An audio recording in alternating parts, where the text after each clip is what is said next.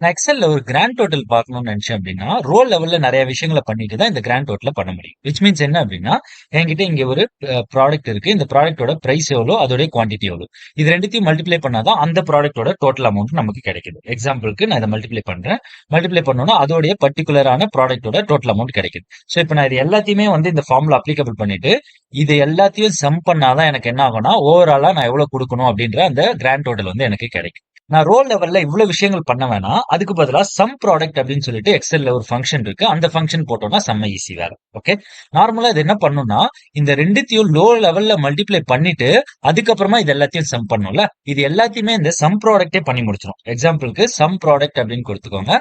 கொடுத்துட்டு இதுல அரே கேட்கும். ஃபர்ஸ்ட் அரே வந்து பிரைஸ் செலக்ட் பண்ணிட்டேன்.